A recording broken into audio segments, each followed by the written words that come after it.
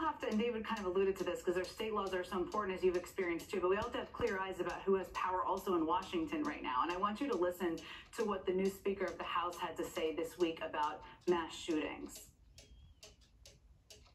At the end of the day, the problem is the human heart. It's not guns, it's not the weapons. At the end of the day, we have to protect the right of the citizens to protect themselves, and that's the Second Amendment. And that's why our party stands so strongly for that.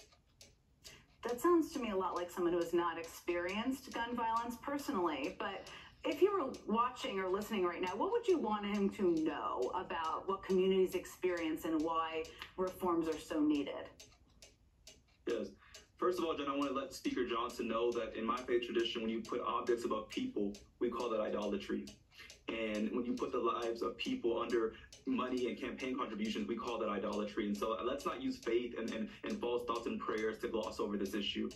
Let's pray with our feet and hands and with signing legislation. And so what I want the new Speaker of the House, because they finally have a speaker, to know is that our community like Nashville, this mass shooting at Covenant was not the first mass shooting in Nashville.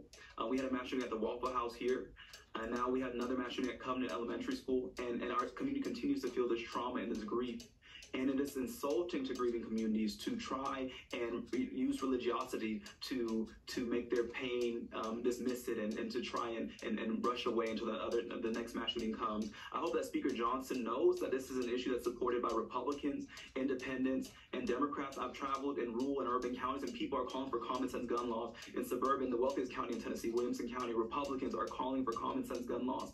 And so I hope that Speaker Johnson does not wait until a mass shooting hits his community to act, but I hope that he acts according to not an issue of left or right, but recognizes that this issue of gun violence is a moral issue of right and wrong, and history will watch where he stands in this time. History will judge him, his children will judge him, and future generations will judge him, because we're sick and tired of living in this world of preventable mass death because of an extreme minority that have hijacked our democracy. This issue of gun violence, Jen, is a crisis, is an emergency in our democracy, where we've allowed a small minority to take control of our policies when the vast majority of Americans across political ideologies are calling for common sense gun laws to save lives. Save lives. That's my message to Speaker Johnson. Save lives and do something good with your time. It took 22 days for you to become Speaker of Congress. Let's make sure that it's worthwhile for the people of all of this nation, and particularly the young people, kids, because gun violence is the #1 cause of death of children in this nation right now.